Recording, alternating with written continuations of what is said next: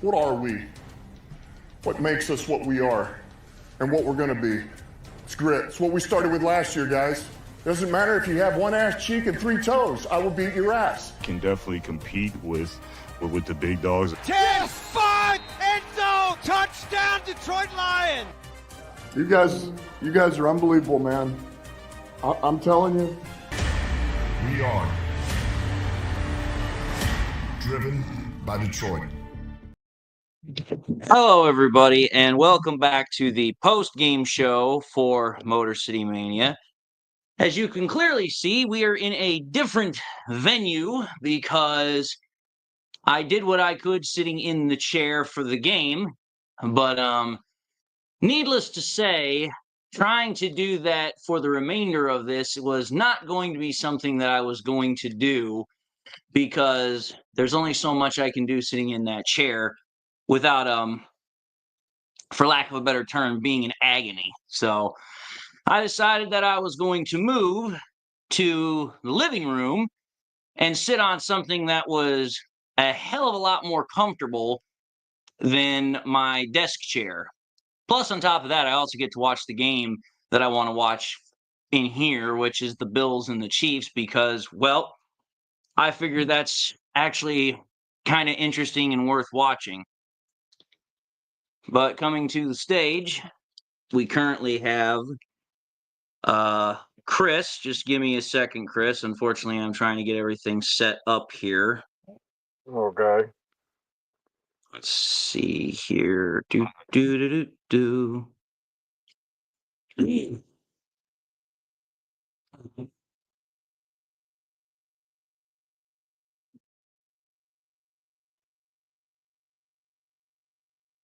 Loving All that right. show, bro.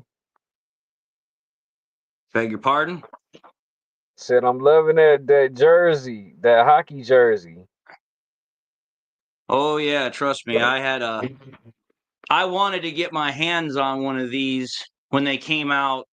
I think it was 2 years ago, something like that. I saw these and I was like, man, I want to get my hands on one of these, and I missed buying it actually online, so I had to kind of wait until it was available by other means. And once I actually did, I couldn't resist it. I just absolutely hopped right on it. I actually got it for $50 off of eBay, so I was actually kind of pleased with that. Oh, that ain't bad at all. That make me want to jump on eBay. You can always find good stuff on eBay. And coming to the stage, we have DC. How's it going, buddy? Not bad. How's it going, guys? Oh, just Enjoying enjoying the ass whooping that we got to see of the Lions over the freaking Jaguars. And funny enough, the Seahawks just pulled in front of the San Francisco 49ers with 12 seconds left. Sweet. They're now up 20-17. Or at least on a parlay. Well, I was like, I think Seahawks are going to beat San Fran. At least I think I said No, that. they got 12 seconds left, and they're in front 20-7. So unless San Fran pulls off a late second miracle, there ain't no way they're going to win that one. Yep. But Oh, shit. no, I mean, I guess I'll just ask for those that are currently in the panel as of right now. Chris, you were in first. What did you think of the victory for the Lions over the Jaguars? Man, they really showed they ASS's today. Love it. I love it. Oh, I'm sure. Hey, bro, I was about to say, you know the running back position looking real sweet right now. That's one way to put it. Oh, I have no doubt about it. I mean, see, the thing about the offense that I love is that, and we've seen it now multiple times, is that it does not matter what kind of game we're playing. It doesn't matter what kind of opponent we're playing. We can adjust our game plan. We can adjust what it is we need to do regardless of game, regardless of settings, regardless of opponent. Like, case in point, against the Texans, we relied more on a running approach because they were great in pass defense. This game, we do the exact opposite. We go more towards a passing approach, but we can still get done on the ground. It's like, listen, we can play whatever kind of game you want in order to get the results we're looking for.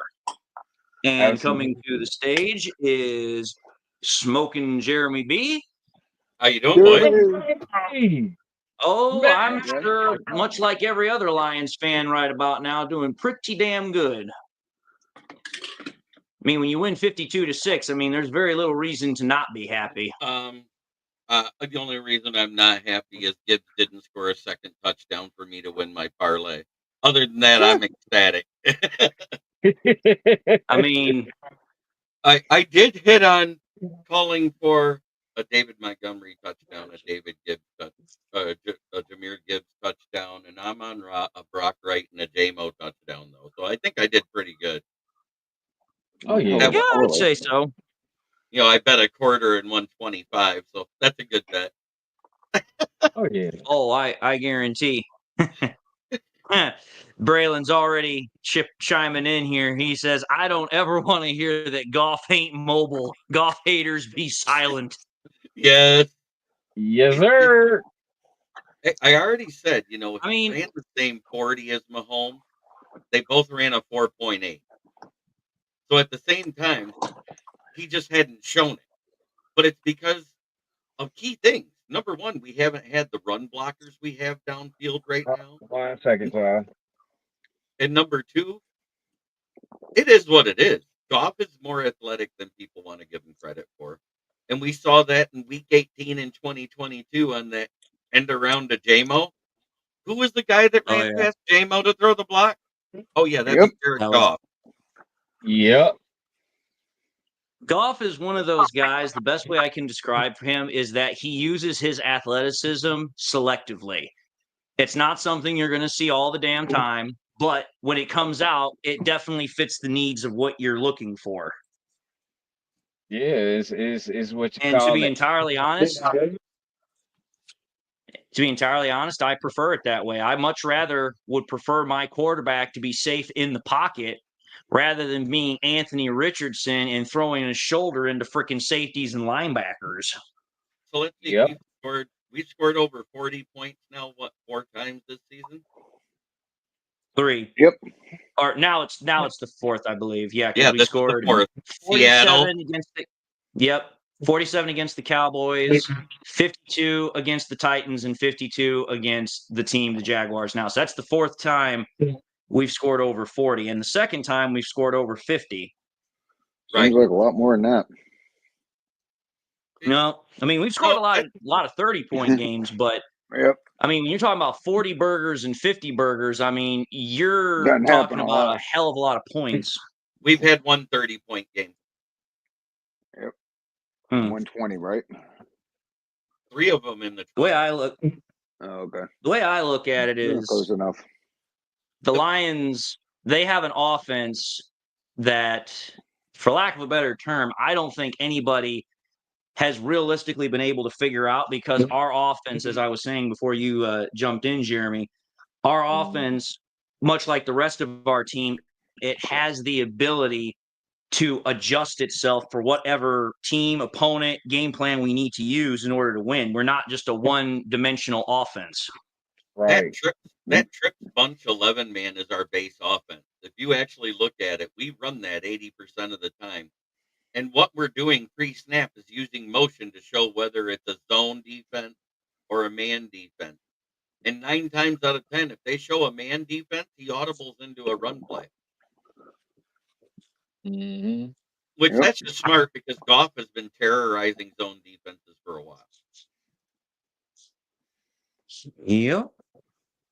I've always said it. Take what the defense gives you. If they want to play man, go to a play that is going to work best against man. If they're going to play zone, go to whatever works best against zone.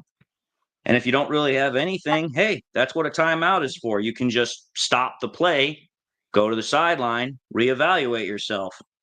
There's no reason to force yourself to do something if it's not within your best interest. And quite frankly, the Lions have done that virtually all year. They've never really had to put themselves into a position where they don't like what they see.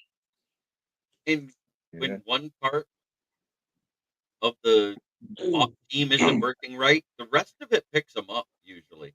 The only anomaly was the Tampa Bay game.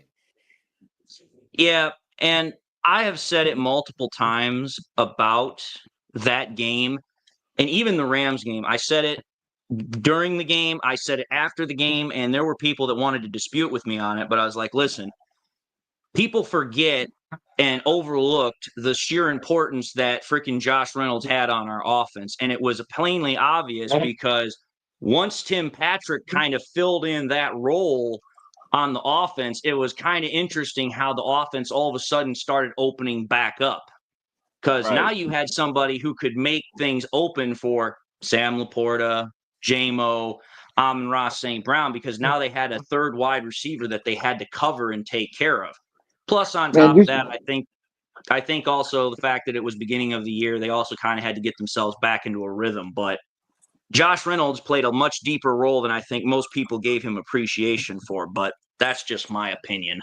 I just think Khalif Raymond was more clutch, and we weren't using him as much either in the first two games. We started using him more at the same time we started using Tim Patrick more. We needed two guys to fill that role. As much as we hate to admit it, Josh Reynolds was great in the regular season. It was the postseason where he sucked butt.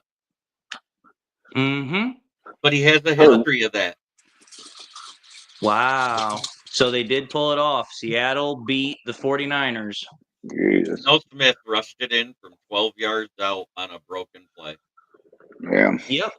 But 20-17, that wins. And 49ers are now 5-5 in the NFC West. It's kind of funny how freaking competitively tight that division is right now. It's like everybody is literally either 5-5 or 6-5. Like, it's ridiculous how close that division is for trying to figure out who's going to win it.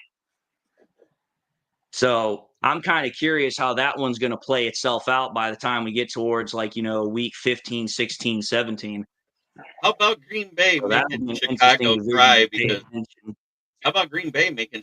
cry today by blocking the field goal that could have won the game for them? I swear, Chicago has got to be the one team in the NFL that has more problems with field goal kicking than anybody else in the NFL. They lose a game because of a double doink of a field goal. They lose a game because it gets blocked out of the most improbable of situations. It's like they just don't have any sort of luck when it comes to getting field goal kickers or a good field goal unit.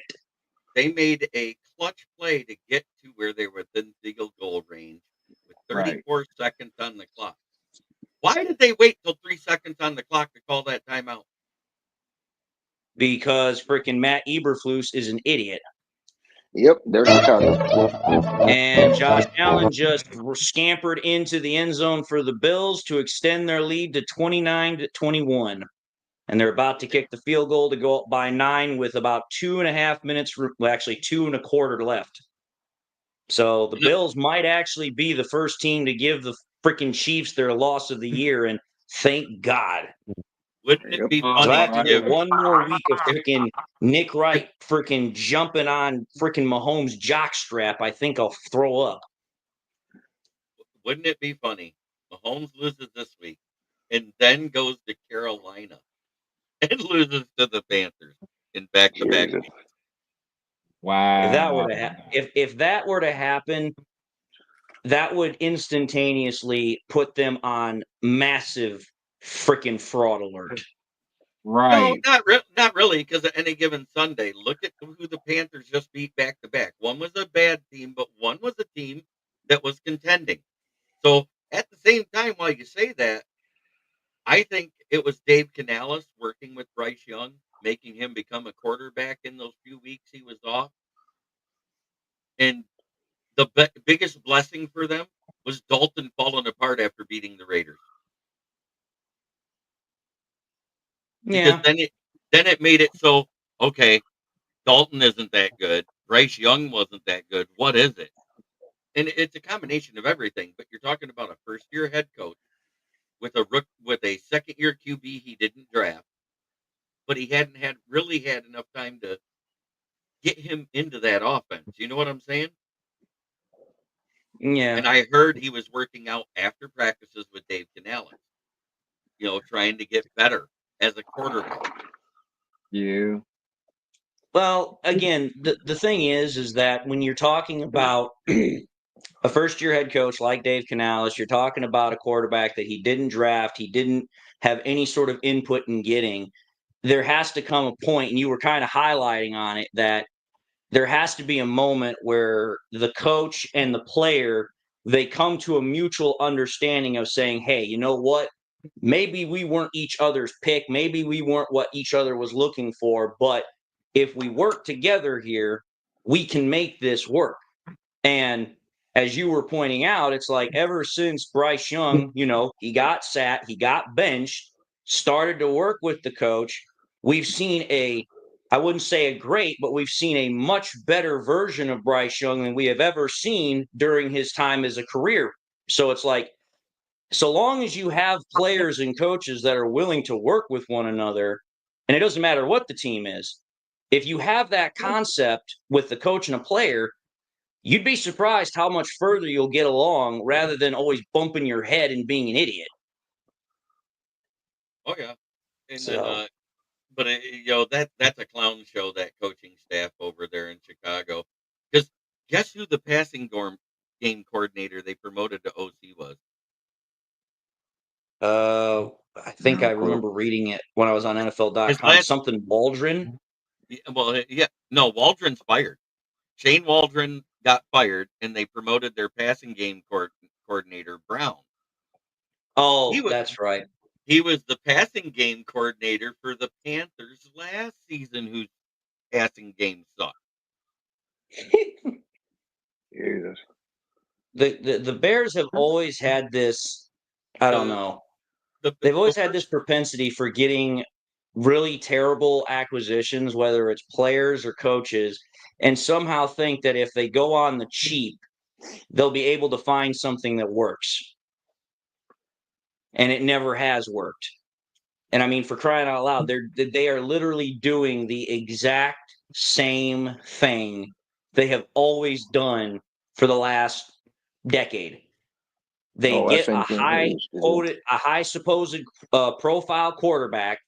They draft him. They put him in, but they don't have anything that he needs right off the bat to be successful, or the coaching is so bad that regardless of whatever talent the player might have, it's not going to work. And we've all said year one probably wouldn't work for Caleb, even with all the weapons they put around him, because they didn't have an O-line. Oh, that's true. That was the thing I kept saying during the draft. I was like, oh, great. You guys have these receivers. You guys got your running back, supposedly. You got your tight end. You've got all these weapons, but what's the freaking case with your offensive line? Oh, that's right. It's the same damn unit virtually that you had last year. The same unit, mind you, that allowed Justin Fields of all quarterbacks to be the most sacked quarterback in the NFL. So if you honestly think that that same offensive line is going to work for Caleb Williams, who is less mobile, less athletic than Justin Fields, you be crazy. Absolutely. And on top of that, they kept the same O-line coach whose ranks with Matt Nagy was 27th and 31st to be the O-line coach with Matt Eberflus. Yeah, I just... Chris Henry Morgan. If you're not changing the O-line coach and it's a bad scheme that didn't work for 2 years with the previous coach and you've had him for 3 years with the new coach, don't you think maybe they should have switched O-line coaches this year? You would think that, but Chicago likes to think that they can disprove the thought process of doing the same thing is not considered insanity, expecting a different result. For some reason, Chicago thinks that, if we just keep going down the same path we've been going, eventually it'll change. Eventually we'll get something about what we're looking for. And it's like, I'm sorry, that's not the way life works.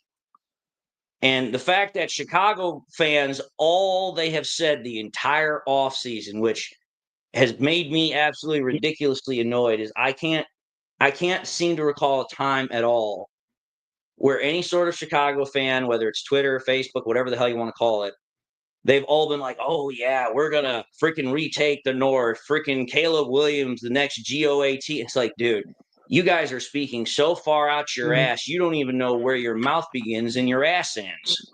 Ryan sits on Bull's video where he said that. They clipped it to make it say we're taking the North and not giving it back. They clipped out about 2 seconds right there after he said North. They left out the word basement. Yeah. The problem is that, unfortunately, until the Bears actually figure out how to have a competent organization, which means developing players, developing a culture, having all of the things necessary for a team to be successful, they're never going to get it right. That's why they've not been able to get it right until, not until, ever since freaking, Mike Ditka was there. Because when Mike Ditka was there, they had a great coaching staff. They had obviously a great head coach in Ditka, at least at the time. They had a great defensive coordinator in Buddy Ryan. They obviously had talent, which that was all instilled with the culture that Iron Mike built. But ever since then, they've been pretty much a joke of a franchise. As much as Bears fans try to give us crap for not, they say we don't have any trophies. They forget that the trophy ceremony started the same year as the ring ceremony in 1930 as well, 4 years before the Lions were even existed. Mm-hmm. Speaking so the of trophy Lions, case isn't empty. Oh no, it's not. We've got trophies. It's the World Championship trophy, not a Lombardi. Yep. That's where they want to start getting into, oh, well, that doesn't count. And it's like, no, it does count. That was the trophy before the Lombardi trophy. It still counts as a championship. You just don't want to acknowledge it as such. I told Packer fans, if you don't acknowledge those four, then we don't acknowledge anything other than your 4 Lombardis. You can't be Titletown then. Titletown belongs to Pittsburgh. I was about to say, you would then have to have the argument between the Steelers and then Cowboys, right? 6 between who has more titles. So and then, that's where you I think get into that freaking argument. Third place would be, or second, those two would be tied for first, and third place with 5 would be San Francisco. And Washington up there? Mm-hmm. Washington has 3. Okay. The next one after San Fran would probably be Dallas, because I know Dallas they had 3 with Troy Aikman, they had 2 with Staubach, so they would have 5. Yeah, just like San Francisco. No, but I mean, if we're going back to the 30s and 20s, Washington probably won more in the 30s and the 20s than they have since the 80s. That's game over. Bills win. It isn't. Patrick Mahomes just threw an interception with 1:07 left. No flag? Huh? Yeah. No flag to save him? No flag. There actually was a scramble where Patrick Mahomes ran up the middle. There was a flag thrown against the freaking Chiefs for holding. Call got called back. Mahomes rolled out to the right, threw the ball down the middle of the field, and that's when the interception got thrown. No flag, turnover, game over. Yep. Like if you watch the throw, it's ridiculously bad how short this throw is. Like freaking Kelsey has to sit there waiting for the ball to come to him, because Patrick Mahomes did the cardinal sin of all quarterbacks that Brett Favre loved to do: throw across his body to the other end of the field. Even though it was in the middle of the field, he was on the far right side, so he's throwing back against the grain, and the ball doesn't have enough juice on it, so it's falling short and just floating up there. And it's like, dude, this is the Patrick Mahomes we've been seeing all freaking year. Arizona, and finally, it's now going to burn him. Right? That win for Seattle leaves Arizona alone at the top of the NFC West. I think you're right, because 3 of the teams in the West are all 5-5. because with the win that the Seahawks just got, that put them at 5-5.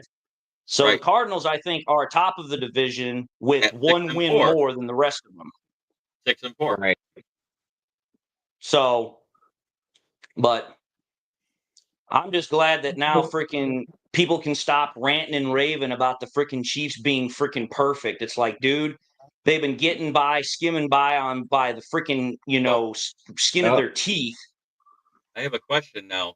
With that, if that makes the record even, and Josh Allen technically, statistically, as a quarterback, is way better than Mahomes have been all season. I think total touchdowns, you would have to put Lamar second, Goff right now at third after the 5 interception game, and Mahomes at 4. Does that sound right to you?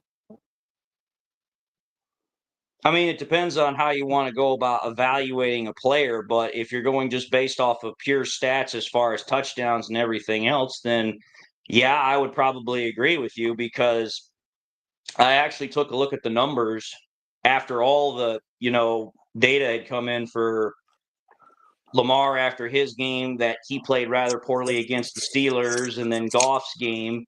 And those two actually now are relatively close in terms of their statistics. Lamar has a little more passing yards, but they're only separated by a couple of passing touchdowns. Passer ratings only separated by about 2 points, and Goff has got a much higher completion percentage. So, yeah, I would say if you were going to rank it, Goff and Lamar would be pretty much like 3A, 3B if you wanted to Or go that 2A, route. 2B, whatever you want to call it, because they're tied, Right. basically. I think right now you would have to say Josh Allen is the number 1 quarterback in football because he's thrown the least amount of interceptions now with 3. He's completing not quite at a 70%, but in that high 60% percentile range. And he's got a buttload of touchdowns, and he's been doing it without Keon Coleman and Amari Cooper now. Looking damn good. And I'm just I'm not trying to be a jerk, but Mahomes should fall to 4th, maybe even 5th in the MVP voting. And with the fail cants losing to Denver as bad as they did, that propels Tampa Bay into first place in the South. The way I look at it, I wouldn't even include Mahomes in the conversation. It's like the whole basis of MVP, other than most valuable player, is you have to play at a level that is extremely high. And the problem is that including this game that I just finished watching, of the 11 games, or sorry, 10 games, because 9-1, of the 10 games that frickin' Mahomes has played in, he's only had 2 games where he has not thrown an interception. Right. For 7 straight weeks, he threw 1 or 2 interceptions. So it's like, wait a minute here. You want to try and tell me this guy should be in the MVP conversation, but yet this dude has been a turnover machine. He's now got at least 10 interceptions to like only 12 or maybe 13 touchdowns.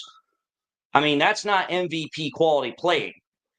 No, again, I've said it before, I'll say it again. The Chiefs have been winning in spite of Mahomes, not because of him. Right. Right. I mean, I'd also say 9 interceptions over the year isn't that bad, but if you just sit there and be like, oh, he had 1 5-interception game, Goff is done at the MVP voting. Okay, so half of his interceptions came in 1 game that he won. Yep. So He far, still has a low quality, well under an interception a game, which is basically average. So that whole average of, he has that whole thing of 1 game, so he's out of the conversation. Kiss my ass. That's just drama. Funny thing about it is Dan Orlovsky was the one that tried to make that dumbass argument, and Stephen A. Smith was the one that pretty much told him to kiss his ass too, though that was on national television. That was hilarious. But Mahomes has thrown for 2,200 yards, 12 touchdowns, 9 picks, and a 90.3 passer rating.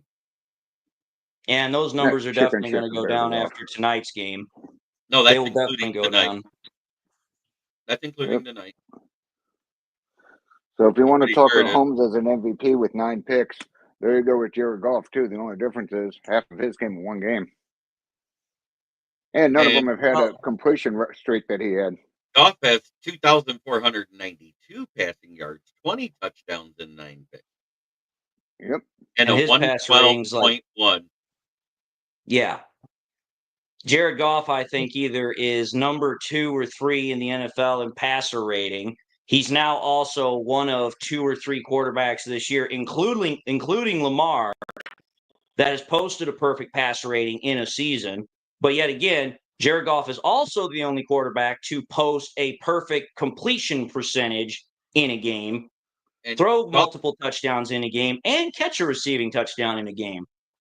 And set Yet the record for somehow multiple he's completions or and consecutive the only completions. other quarterback to catch a reception this year for a touchdown is Bo Nix, the rookie in Denver. Yep. Mm-hmm. But at the same time, Goff has thrown for 2,281 yards. That's respectable. 17 touchdowns. And why is this not? Oh no, this is I'm sorry. This is Josh Allen. 17 touchdowns, 4 picks, and a 100.2 passer rating. 2,281, which is respectable. I was about Yeah, to so say, I I mean, mean, not putting golf in that is horseshit. if you take a look at it for what it is, have all 3 quarterbacks, Lamar, Goff, and Josh Allen, all played at an MVP level? Yes, they have. Ultimately, what it comes down to is, what do you deem more of the qualification for MVP? And that's where the AP voters come in.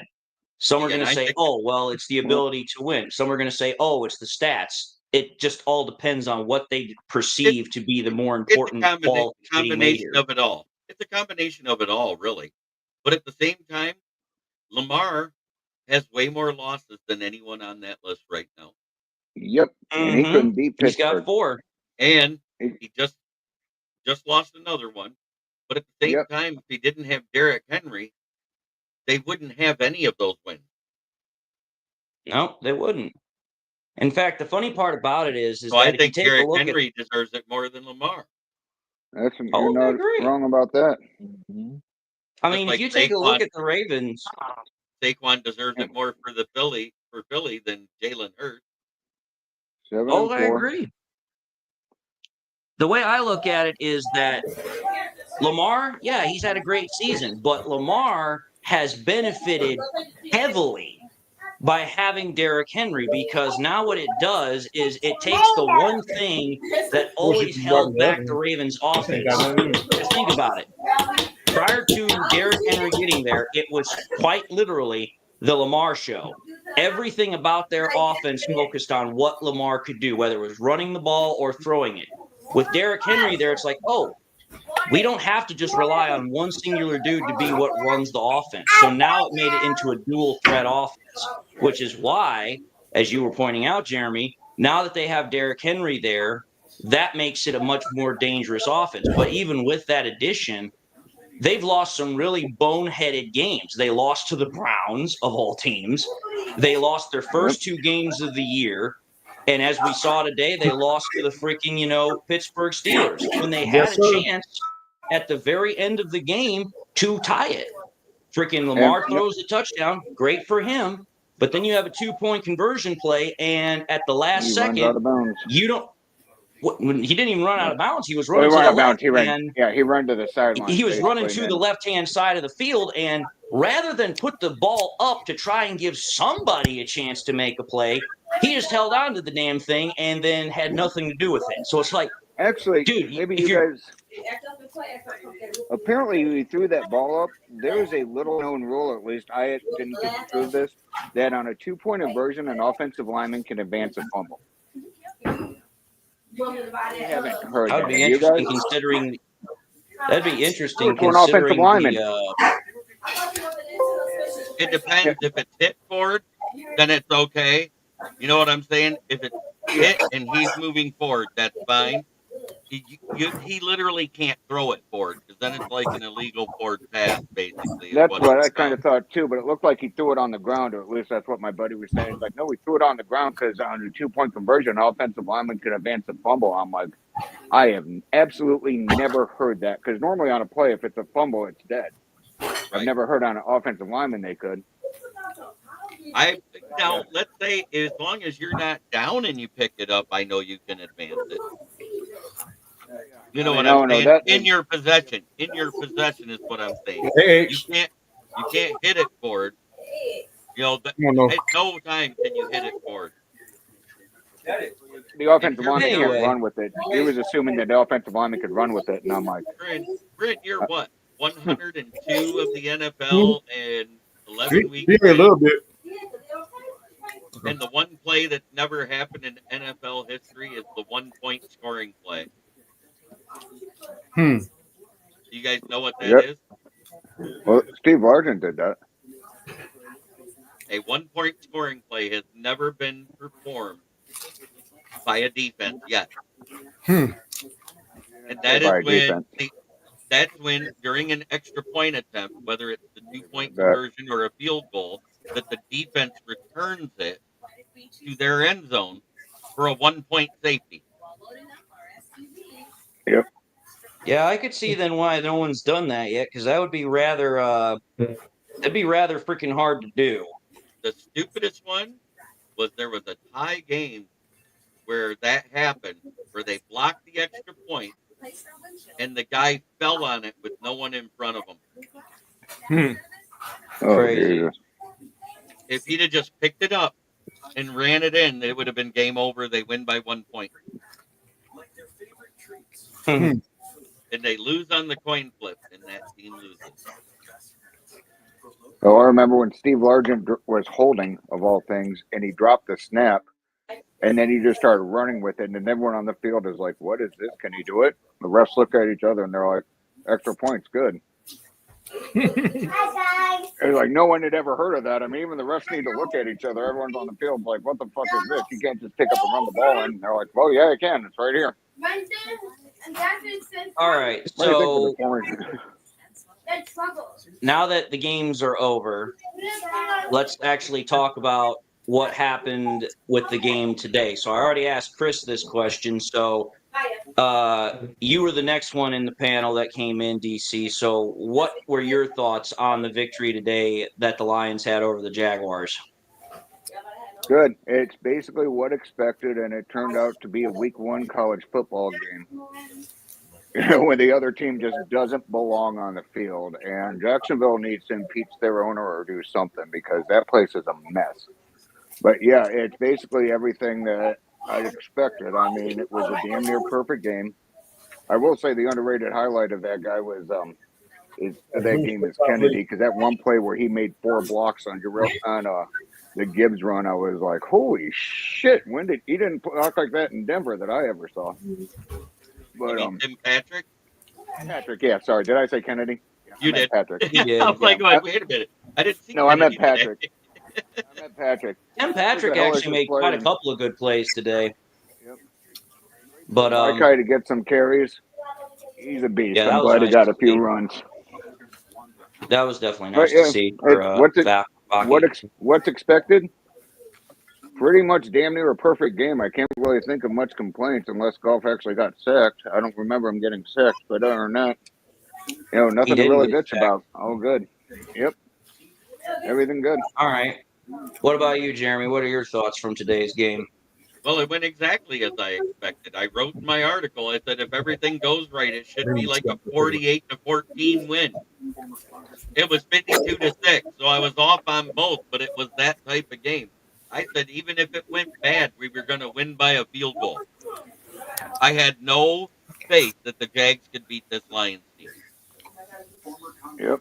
I don't think there's a single person that even thought that they would come remotely close to beating us. That's why, if I recall correctly, I read somewhere, I think the Vegas betting odds had us as 14-point favorites, which you almost never hear of such a large spread for a football game. Like, I've usually, when it comes to large spreads for football games, it's usually like 7, 8 points, something like that. Because usually they'll be like, oh, it's a 3.5 point, 4-point spread, some shit like that. But it's like, when I read 14, I was like, dude, even Vegas is saying we're going to win by 2 touchdowns. Man. It's like, if Vegas is saying we're going to win by 2 touchdowns, I mean, you might as well just give it up. And I'm mad at the Ravens, too, because, I've been out of work with my pinch back lately. And I did picking the favorites, except for in a couple of upsets. for all 14 games, and the Ravens let me down. Yeah, that wouldn't surprise me. The Ravens have usually had a tendency to do that nonsense. Trash. That $1 bet would have won me $1,500. So yeah, I'm upset.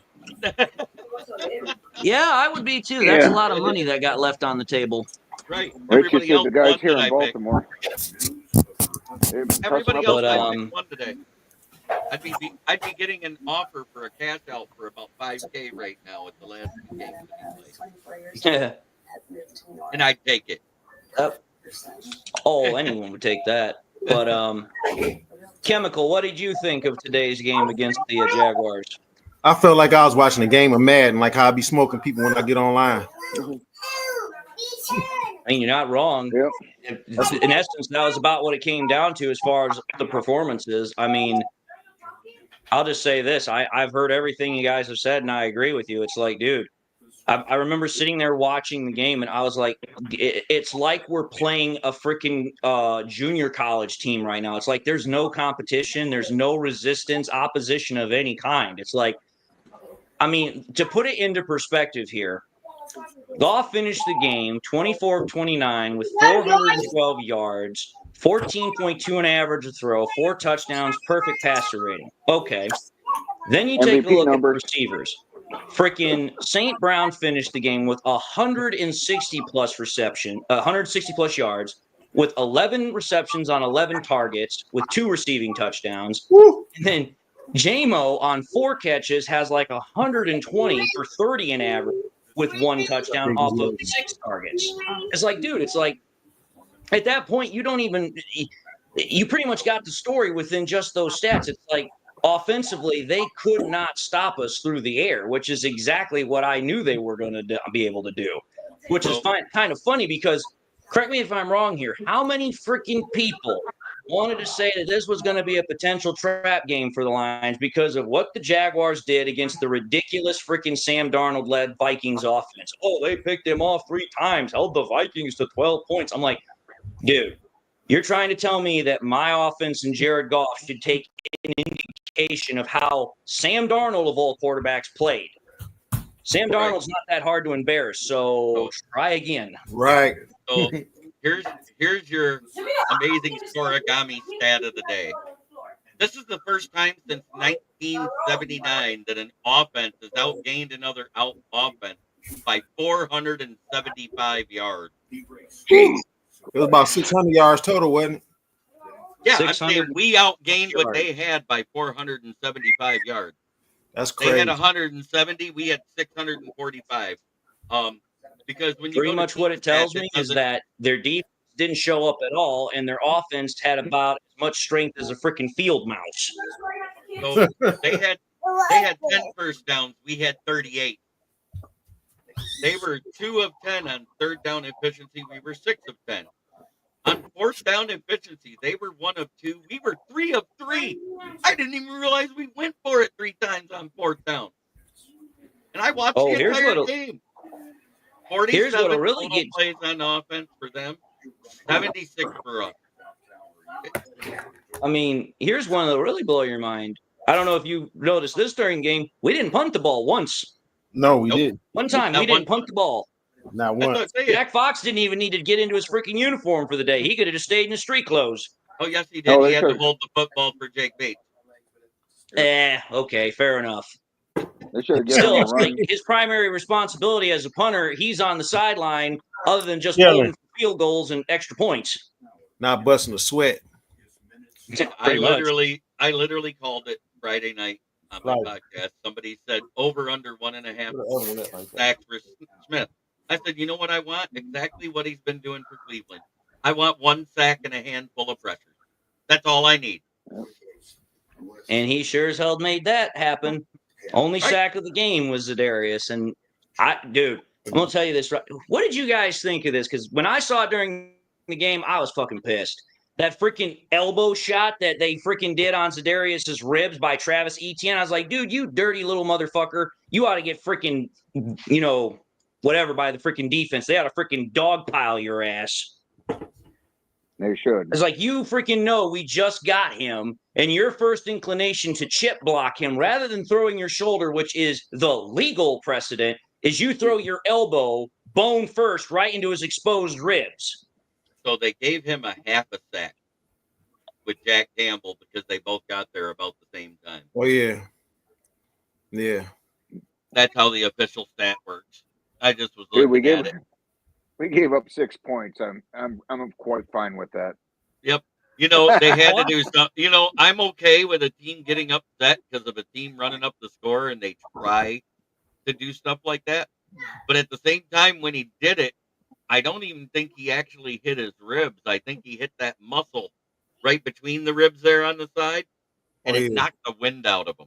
Yeah, I seen because he was back in 2 plays later. I mean, I give Za'Darius all the credit in the world. I mean, there were a lot of people I remember when we traded for him. They were like, man, I don't know about his durability. It's like, what the hell are you crying about? You take a look at his career. He's only had one season where he was put on IR, and that was back in 2021. Ever since then, he's played 16 out of 17 or 17 out of 18 games in a year. So it's like, what the hell are you crying about? I know he tore us up as a Packer. Well, yes, sir. Sure. Oh, I know. Same as a Viking. Braylon Dennis puts this comment in. He says, Jared Goff could have played this game with his freaking eyes closed on the Jaguars. Yeah. I mean, you're not entirely wrong, because I think Goff said after the game when they were asking him about, how he orchestrates the offense and runs it, he's like, dude, I just play point guard. He's just like, hey, here you go. You guys do the work.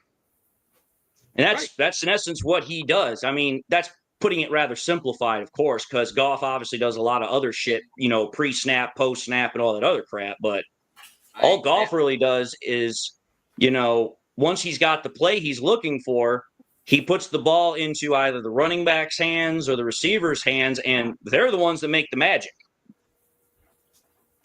Goff is just the distributor. We got to see 12 minutes of hooker time in Detroit.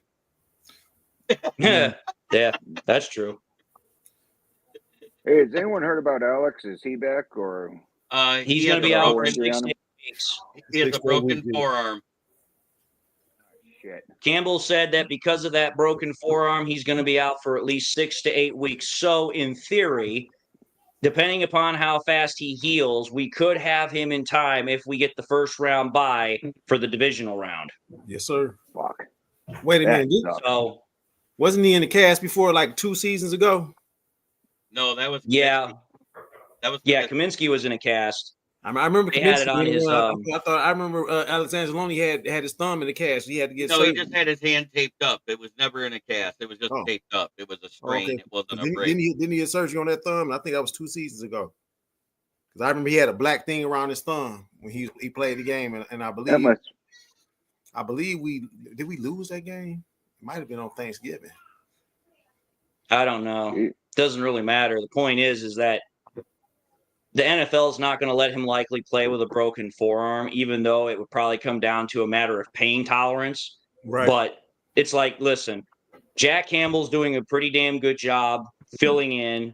Ben Neiman's doing pretty well. Trevor Nowaski's doing pretty well. There's no reason to rush him back when we've got pretty good linebacker play. We have depth. It's going to be the platoon of those two of those guys plus one more. It's going to be Ben Neiman.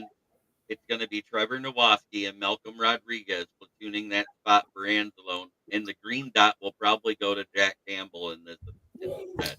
Yep.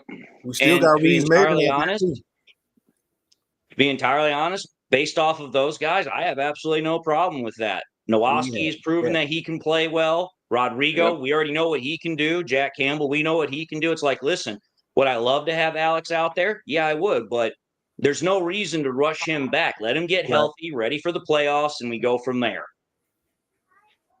That's I think the reasoning behind all of the all the players that are either injured or getting back from injury, except obviously for Iffy and Mosley, which I'm kind of curious now because they started their 21-day practice window last week, or was it the week before last?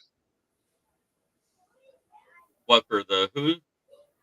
Iffy and Mosley. Iffy and Mosley was started 2 weeks ago. The one they have to activate this week or he goes on the IR the rest of the season is Broderick Martin.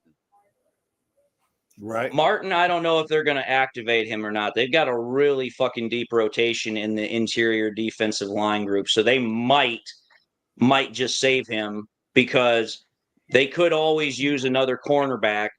They also could use more DB help because if he can play both. So, and then on top of that, they're obviously holding out for when Hutchinson comes back. So now you got really to start playing this numbers game of who do you be available. Oh, if he coming back with piss and vinegar is going to be awesome. I think they will. If Broderick wasn't a full participant for 2.5 weeks in a row, I would probably agree with you. But at the same time, Winko is getting better, but he hasn't proven he's really good at either spot yet, either at defensive end or at defensive tackle. Everybody forgets that for the first 2 years of Broderick Martin's career, he was a 4-3 defensive end at an Alabama community school. And that's why he got taken where he was. He didn't move to DT until he was taken in by Western Kentucky Hilltoppers. Fair enough. And he went from a 4-3 DN to a 3-4 nose tackle. And that's why he didn't have the bigger stats. All of his stats in college came from that community school. He had like 8 sacks over 2 years. In the first year, he only played 2 games and had 4 sacks. The Broncos blew out the Falcons like that. Yeah. Woo-wee. He made Falcons I knew were eventually going to I knew they were eventually going to get destroyed because it's like, listen, you know what? Kirk Cousins is going to do what Kirk Cousins does. And he's played a lot better this year than I ever thought he was going to coming off of an Achilles injury. But it's like, dude, I just know. I was like, I know it's going to happen. There's going to be a game where everything's going to fall off and it's going to be like, holy crap. And that was that game. You know what? I'm going to credit a lot of things about the fail can to the play of Kirk Cousins this year. Have you noticed they're undefeated in prime time and all their losses have came at 1 and 4 o'clock? I think he worked so hard to get better in prime time. He forgot how to play a normal time game. Wouldn't surprise me if that was the truth. I mean, the way I look at it is a rather simple one, is that you take a look at the NFC scope right now as far as teams that are most likely going to get into the playoffs. The way I look at it, obviously, number 1 is us. Number 2 is probably going to be either the Vikings or the Commanders based upon how they finish out the rest of their schedule. You're obviously going to have the Packers in there. You're probably going to get the Rams in there if they continue to play well and are able to close out the rest of their season. And then you start getting into toss-ups as to who's able to finish out and get that last spot or those last 2 spots. So, obviously, the Falcons will probably be one of them because they're playing in a rather weak division. They've been one of the weakest divisions now for like 3 or 4 years running. Yep. So, let's give it up for the best running back. I think the Lions have a pretty good shot. Let's give it up for the best running back duo in the league, putting up 196 yards and 3 touchdowns today. Oh, it ain't even close. Let me ask you this question. Do you guys think the both of them are going to get the 1,000 yards this year to be the first duo to do that? Yeah. I think they can do it. Yep. Remember, we just missed it with Jamo and Swift. And we just missed it last year. Yeah, we just missed it last year. We only missed it like by 60 yards or some shit. Yeah, Gibbs had 943 and Monty was just last year he was only like 35 yards away from getting 1,000 yards. That was Gibbs, and he missed by 3 games. He missed about 35 yards last year. And that was with him missing 2 games. Yeah. Either way, the point of the matter is that between those 2 guys, it's just a literal back and forth between who has the better game for the week. Couple of weeks, it'll be Monty. Couple of weeks, it'll be Gibbs. That's literally how it's been. And each one, they get their touches because I think, I don't know what it was. I think I read before the game against the Texans or maybe the game against the one we just had, but they are like literally almost have the exact same carries. Prior to this game, they both had 122 carries. Yeah, so it's like neither one is getting more touches. Now, The difference is who's getting more out of said touches. Obviously, Jahmyr Gibbs, as we've seen multiple times this year, and we saw it even again today, guy's a freaking home run hitter. Put the ball into his hands and he can be gone. I mean, I thought for certain on that little short pass, under pattern that Goff threw to him, and he was just speeding down the field. I was like, yep, he's gone. And if it weren't for that number 51 Jaguar giving him like a little shoestring tackle, he would have been gone. Mm-hmm. Okay. So let's see, this was what, our 10th game of the season now? We're 9-1.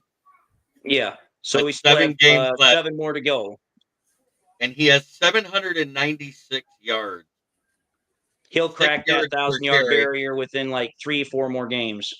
and 8 tutties on 133 carries, guys. He had 11 carries today. Pretty much tells me that probably by the end of the season, if they go with the same pattern they have been, which I don't see any reason why they wouldn't discontinue it, I would say probably Gibbs will probably finish the year with probably 1,100 to maybe 1,200 rush yards, probably 11 to 12 rush touchdowns. Monty will probably finish closer to like 1,000, 1,050, and he'll probably have about the same amount of touchdowns too, 11 to 12, maybe 13, because he's a little bit more consistent in getting touchdowns than Gibbs is. Yeah, but either way, the David Montgomery stats for this season, you might want to increase your prediction on that. It's 137 carries, 595 yards, 4.3 yards per carry, and 10 touchdowns already. Yep. Oh, sorry. He's the one who gets it inside the 5. Okay, he gets it inside the 5 more often than I'll increase it. I'll say if he's almost at 600 yards and he's still got 7 games left, okay, I'll go more to like 1,100, maybe 1,150, and let's go more towards like 15, 16 touchdowns. Maybe even he breaks freaking Jamal Williams' dumbass record that he should not have gotten. The good thing about Monty is he at least can run one in from further than 29 yards. Yep, that's true. Plus, on top of that, we've seen what Monty can do behind a shit offensive line, whereas Jamal Williams, until he went to New Orleans, had never been behind a shit offensive line. But anyway, I mean, Jamal Williams, I liked him when he was here. I liked his persona. I liked his attitude. I thought he was a great locker room addition, and he also played really well for us. But it's like after he left and he wanted to, say a whole bunch of stupidity, and it's like he goes to freaking New Orleans and he literally just falls off the face of the earth. It's like, dude, you're the biggest fraudster of running backs there is. It's like as soon as you go to a team that can't block for shit, you turn into a nobody. But that's relevant. I think we lost Chris. What was I going to say? Let me ask you guys this question. Let me ask you guys this question. Is Chris awake? We obviously know that Goff has a chance for MVP, outside chance, but still a chance, depending upon how these next 7 games go. But let me ask you this question: If you had to make a choice today, or if you had to sit down and think about it, who do you think is more likely to get Coach of the Year, Andy Reid or Dan Campbell? Campbell. Well, who deserves it or who is more likely to get it? Well, that's the catch-22 right there. Let's just go with one and then the other. Who do you think is more likely to get it? It's going to come down to Andy Reid and Dan Campbell. Yeah, those are your two. Right Andy Reid or who's the other guy that was in the conversation for it? Maybe Dan Quinn of the Commanders, because they've been the surprise. Yeah, Dan Quinn was the other one. Quinn might be a dark horse candidate, but the Commanders have kind of started to slip a little bit because they lost their last 2 games. So it's kind of wore off a little bit, not totally. I mean, obviously they're still a good team, but I mean, Quinn's done a great job out there because I'll be honest, I didn't think the Commanders were going to do shit this year. And the fact that Jaden Daniels has been probably the best rookie quarterback from this class. He's been playing pretty good. The defense for them has been playing pretty good. I'll give the Commanders credit. They've played pretty well this year, but I don't think Quinn's going to have much of a shot compared to Campbell or Reid because, I mean, take a look at Campbell. he's done stuff as the head coach of the Lions that has not been done since the 50s, 40s, and 30s. I mean, what did they say today? The Lions have now won 8 straight games in a row, which is the first time that's happened since 1934. Since the advent of the Lions. It's like as soon as they became the Lions, literally. I mean, you're talking about stats and stuff that's being broken here, and it's like there's stuff that's happening here that happened almost 100 freaking years ago. Man. Well before any of us were even a thought. Let's put it this way. The last time the Lions had this record was their first year they were in the NFL. Yeah. Yep. Yeah, pretty much. You know what happened that first year? You know what happened that first year they were in the NFL? They won the championship. That was their first championship. And then they won in 50, was it 52, 53, 57? 57, yep. 51, 52, 57. Yeah. So it's like, you think about it, the Lions have pretty much put every single indicator this year based upon past history, based upon, recent past history. It's like, listen, everything's literally, kind of lining itself up here because it's like, okay, who's the best team in the NFC? It's the Lions, hands down. Is there even somebody that even comes remotely close to us? Not even. The next two best teams, in my honest opinion, in the NFC, probably in terms of both record and talent, would probably be the Eagles or the Vikings. We've already proven we can beat the Vikings because we beat them at their place, which I don't think that's going to change when they come to our place. And the Eagles are literally, for lack of a better term, they are just they're just a Bears team with more talent but still bad coaching. Because Nick Sirianni literally is one of the worst coaches, but yet he has one of the best he has one of the best rosters. Yeah, and that's the crazy thing. They're winning in spite of Sirianni making bonehead decisions. Exactly. But that's the thing. As you and I and everybody else knows, that will work in the regular season. Right. Because once you get to the later games in like December, January, that's where it's going to cost you. And when you get to the playoffs, it will definitely cost you. And I tell you this right now. I tell you this right now. I'm waiting for it, but I am guaranteeing you this. We're going to start seeing some of the same things that happened last year against the Eagles. Oh, yeah, they're looking really good. But once you start getting into that December, January phase, now you're going to start seeing those cracks show up again. Kind of like how last year they started out so hot. And then the last 6 games of the year, they lost 5 out of 6, whimpered their way into the playoffs, and then the Bucs spanked their ass. Yeah, last 6 games of the year, they look like Chris. Holy crap! I have breaking news. I have breaking news. The Bills have finally cracked the no penalties on the Chiefs thing. In this game, they had half as many penalties as the Chiefs. I wonder if I should call and wake him up. I was about to say, I don't think so. Let him sleep. Yeah, long weekend. He's a truck driver. He needs the rest. Throw him backstage. Do you see him move, David?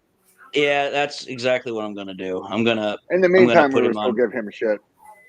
Oh yeah, I know. I'll just put him in the back. But anyway, I mean, you look at it for what it is here. It's just like obviously at this point, unless the Lions have some sort of like ridiculous collapse, which I don't see that happening, the only 2 games that I realistically am worried about the Lions potentially losing is probably the Bills game that we've got, but that's at home, so I'm not as worried about it. But the one game that I am really worried about is when we go to Chicago and we're outdoors. Because Chicago, go ahead. And at San Francisco. Those are the 3 that I have are the most troublesome ahead for us. I'll give you San Francisco troublesome, but again, the one thing about the San Francisco game that I'm more confident about than I think most other people is that, listen, I heard it all off season. I have continued to hear it. After they lost that game, Panay Sewell watched that game 10 times to continue to watch it. Goff watched it. Campbell watched it. I'm telling you, when it comes time to play San Fran, they're going to come after them with a vengeance. They are going to be like, oh, we remember you. But it's still San Francisco is all I'm saying. That's the only reason. I know they're going to be out for revenge. They're going to try to run all over them. They're going to try to do whatever they can to knock them out into the deep ocean and let them drown. Just like we did to Dallas, just like we did to the Titans, and just like we did to the Jaguars today. That's what they're going to try to do. Hey, look, we also talked about – I'm going to let you finish. I got something for you. No, I was going to say, I just thought about something while you were saying that. Now, remember when Chicago came and beat us? And what that was the game they beat us last year, and it was at home. No, they didn't beat us at home. We came back and won. It was in Chicago. You're right. It was in Chicago. But I think we're gonna be better in the elements this year. I have a good feeling we're gonna be good in the elements because we were good in rain against Green Bay. So and then think about this: 2 years ago when we beat Green Bay, we beat them in the ice cold game, the last game of the year. I think we could take Chicago in Chicago. The only I know you're probably thinking the same thing here. The only reason why I pause with the Bears is because of this. I already know that with it being in Chicago late in the year, it's going to be cold. It's likely going to be windy. Okay, right. The weather element, while that might be something I might concern myself with, we've seen that Goff can play in the elements and he can be fine. That's not my concern. My concern is when you add the elements and then you take a look at the Bears' defense. Their offense has been putrid. Their defense, on the other hand, completely different. I'll give Matt Eberflus this. He's still a great defensive coach. Head coach, he sucks ass. Defensive coach, he's great. That's the only reason why the Bears even are at the point that they're at, is that their defense has played significantly better to keep their team actually in to win games. Right. And for me, it's like when we played Green Bay at their place, Green Bay had a good defense. But Green Bay's defense is not anywhere close to freaking Chicago's defense. I'll give you that. If there's one thing I know is that while the Lions definitely have home field advantage when we're here at Ford Field, as has been proved multiple times, when you're at Chicago's field, when you're at, that home field, they have a distinct advantage, not only with the crowd, but also the weather, the wind. I mean, that's going to be a tough game. I don't care what any record says. It's going to be a tough game. Well, it's also Week 16. We might just be resting our starters by then. No, at that point, we'll probably have everything locked up. I don't, I'm being as long as Minnesota's still winning and only a game behind, that Week 18 game is probably being flexed to Monday Night Football. Probably. Because I'm joking that we're going to be resting our starters. But fuck that. We're not going to rest our starters. I know. I'm joking. The only way we're doing that is if it's Week 18 and we've got a 3-game lead. And I bet you Dan Campbell still runs out the starters for at least the first quarter to keep them fresh and ready, because we got a week off then. Hey, look, Jerry, I heard a game on Week 18. We would have probably sent the whole second team out if we had everything clinched up. True. I mean, but it's a division game, so we're always going to need to run that. I don't even think if we had a 5-game lead and we had the number 1 seed wrapped up that, Campbell would still sit the starters. And the reason why is because what Jeremy was highlighting is that we've seen this diamond dance multiple times before. Right. You will have teams that will sit their starters for the last week of the season because they want them to rest up. They want them to be healthy going into their number 1 division bye week. And it's like, dude, when they come back 2 weeks later, their timing is going to shit. Campbell knows that. So there's no way I could see him sitting the starters. I would see him probably put the starters out, like Jeremy said, for a quarter, maybe the first half. And then after that, he's going to put the backups in. Make sure they're still on time. Make sure there's nothing funky with them.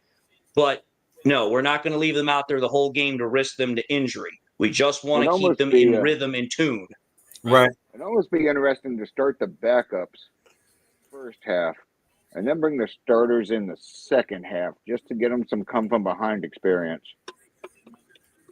But then again, I'm a lunatic and a weirdo. But I mean, what are you going to do? Just sit there and you're going to blow somebody out for 2 halves and then let your second team do catch up the entire time? Right. Fuck it. Why not change different? Let your second team go 1-on-1, stay in the game, and then bring your starters to be like, okay, we have a 2-quarter drill instead of a 2-minute drill. Come catch up. Now you're playing our starters, and your starters are tired, and our guys are fresh and pissed off because they haven't been playing. Right. I don't know if anyone's ever done that, but that would be a unique trait. I would sit there and be like, wow, this is fucking genius. Hey, look, I heard DC say this today. Hey, look, I heard MCDC say this today. He said that we're not going to worry about injuries because if we start worrying about injuries, that's when they start to happen. We just going to get out there and play ball. Right. Next man up. That's been their mentality all year. You prepare with the guys you can play on your roster. And you go in and still win.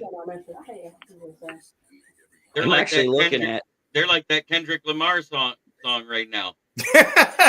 They not like it. I only win no matter what. I'm actually looking at the Vikings schedule right now. And I think the Vikings could. The Vikings? Yeah. For the last couple of games, I don't think it's as favorable as many people would like to think now. No. Because their next game is away at Chicago. They should win that one. Right. But then they got to play the Cardinals, who have gotten pretty good as of late. They then have to play the Falcons, which are still a pretty good team. Are they there or are they home? They're home for both the Cardinals and the Falcons. And they're home against the Bears for that. So they have 3 home games after they're on the road against Chicago. Then they have to travel to Seattle just before Christmas on the 22nd. Then they come back home to play the Vikings. And then they finish out at our place for Week 18. So the way I look at it is there's a potential. I say that very strongly. I think they could drop one or the other between the Cardinals and the Falcons. I can't say which, but I think they could drop one between that. They could drop the game against Seattle because in Seattle late, that place is always freaking a challenge. And then obviously there's the game against us because I think they can beat Green Bay at Minnesota because freaking until Jordan Love proves me otherwise, he's a fucking turnover machine. And Minnesota's defense is still pretty damn good.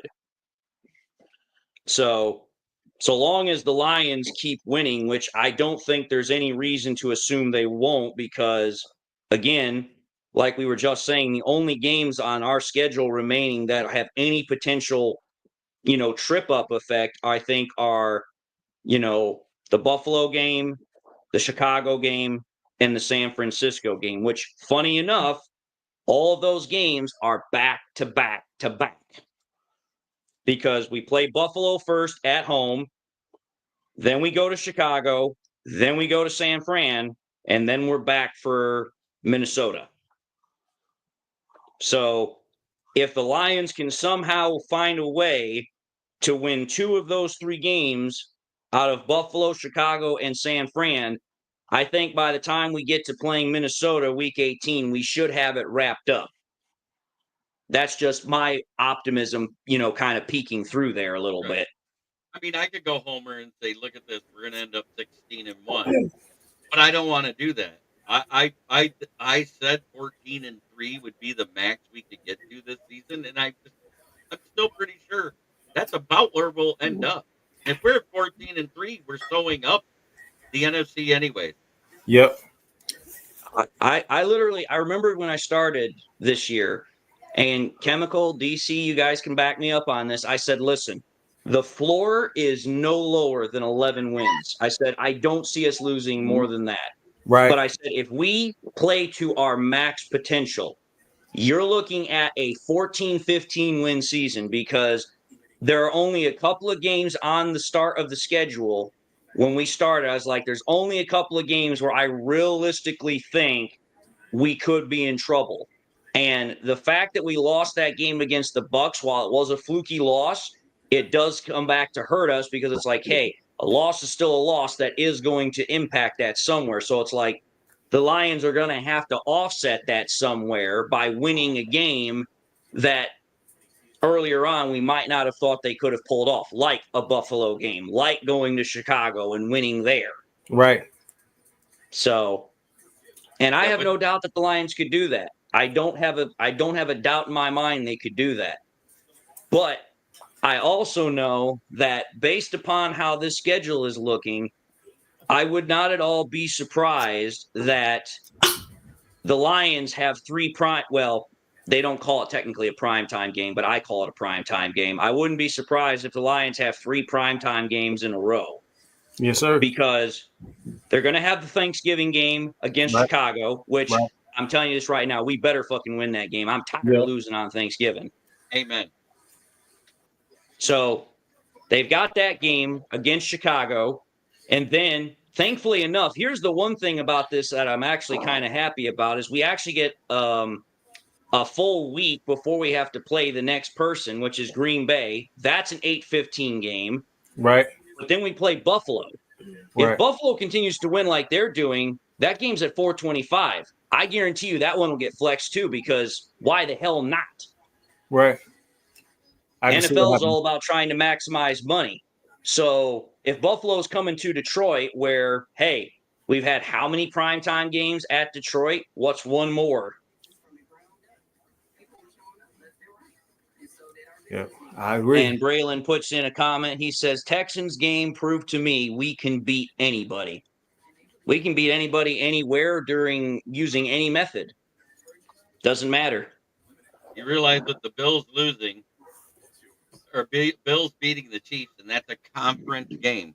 Mm-hmm. When two teams are tied with the same record, when there's conference wins involved, that puts the Lions in first place. Yeah, pretty much. The Lions now have the number 1 record in both the NFC and the NFL. Yep, hands down. Because realistically, I already said this weeks ago. I was like, listen, I don't care what anyone says about record. I don't give a shit what anyone says about the freaking, Chiefs being perfect, not having lost a game, blah, blah, blah, blah, blah. I was like, dude, we have the best team. We have the best talented team. We have the best coach team. We have the best disciplined team. You can say all you want about the Chiefs being perfect, but it's like, dude, everybody knows that they were winning barely by the skin of their teeth most games. Mm-hmm. And they're not anymore, so you know what that means. Yeah, that goes right out the damn window. I know. I know. And I'm so fucking thankful for it, because now whenever any stupid freaking TV analyst wants to freaking say, oh, well, the Lions, they're doing really great. They're doing really great, but I can't put them at the top because the Chiefs are perfect. Not anymore, bitches. We're number 1, not 2. Literally. If you're not first, you're last, in the words of Ricky Bobby. I heard that freaking excuse so many times. I was like, dude, you literally are admitting that the excuse is stupid, but you're still going with it anyway. Right. It's like, please explain to me your reasoning behind that, other than trying to look like a dumbass on national television. Right. Producers. That's almost as bad as did you guys remember? Oh, I know Chemical and I know DC remember this, but remember when that freaking, former Jets GM decided to say we should trade 3 first-round draft picks, a 2nd-round draft pick, and Jahmyr Gibbs for Myles Garrett? Yeah. That's about the same equivalency. Which is funny because because he had absolutely terrible ability to build a team. Because I actually went back and I checked out his draft record. His very first draft was his best draft. That was the draft that the Jets drafted Darrelle Revis. They also got Nick Mangold, and they got one other dude. Past that, every single draft really he had was pretty much mediocre. And it's like, if you take a look at his time when he was the GM of the Jets, pretty much the Jets were good only because Rex Ryan made that Jets defense into something pretty damn spectacular. Wasn't because of his GM skills. Right. Well, it's like no press is, or bad press is still good press. No one would be talking about his ass if he didn't say something that stupid. Man, he was stupid for that. That's probably why I came up with that. So now I get some notoriety. So now that the Bears are 4-6, can we have enough of the Nick Wright and Adam Rank, Caleb Williams, dick gobbling fest? Dude, I'll tell you this Fingernail right now. polish. Mr. I don't know Fingernail who polish. I don't know who I detest more, Adam Rank or Nick Wright. The reason I detest Adam Rank is because every freaking year, when it comes time for his stupid record predictions, he always somehow decides to say that the freaking Bears are going to do 10-6 or 10-5, whatever the fuck it is. And it's like, dude, I don't know where you are freaking getting this thought process from, but every year he looks bigger and bigger of an idiot. And then with Nick Wright, it's like, as soon as he got the fact that they were going to get freaking Caleb Williams, he was all over that like a freaking druggie to cocaine. Like he was snorting that up as if he was going to die. Woohoo! Oh, man. I said immediately when I looked at all of the prospects coming out, I said the 3 that I think are most qualified to be first-round picks for Jaden Daniels, Michael Penix, and Bo Nix. Caleb Williams. And of that, Caleb Williams played way too much hero ball. He tends to hold on to the ball too long, which makes a mediocre O-line bad when you hold on to the ball too long. Right. We saw at USC, and now we're seeing it in Chicago. Well, plus on top of that, the one other thing I also noticed at USC about him is that his accuracy is wildly erratic. There are times he can put the ball on pinpoint accuracy, and then there's other times it's like, dude, are you sure you're a quarterback? Man. I said the same thing about J.J. McCarthy coming out of Michigan. J.J. McCarthy, for just as many wow throws he had at Michigan last year, he had just as many what the fuck was that throws. Yeah, he did. And unfortunately, we didn't get to see him this year because tore his meniscus, which I found kind of funny that not only did he have to get the surgery to correct it, but then they had to go in and do another surgery on the same knee, which is like, didn't you guys fix the problem the first time? No, they went back in with the scope is what I heard to check it to make sure that the stitching repaired. It's not a full-blown surgery. Wow. Because they're getting ready to clear him to return to practice. Which obviously that'll make Vikings fans happy, which don't get me wrong. I want J.J. McCarthy to obviously have a successful career. I wish that for every player, regardless of what team they play for. But I will say this now that, hey, you know what? I find this kind of interesting is because I'm almost willing to bet you money that what's going to happen with Sam Darnold, since he's with the Vikings for a 1-year deal, because that's what he signed them with, is that when he does not sign with the Vikings, because obviously his agent and him are going to be like, oh, hey, this is your going in free agency. I'm almost willing to bet you that what's going to happen with freaking Sam Darnold is going to be something we've seen similar, like a freaking Brock Osweiler, a Case Keenum, something else where, hey, they had one great year because they had everything they needed to be successful. Because think about it. Clue me in on this. Name another time when Sam Darnold has been the starter where he's had the weapons that he's had, the coach that he's had, and everything else. Never. And what's the chances that he's going to go into free agency and find a team that has all of those things that's also, oh, by the way, going to need a starting quarterback? Let's take that back because he actually did have that with San Francisco, but Purdy healed up faster than expected, so he never got the chance to start. Yeah, but I remember.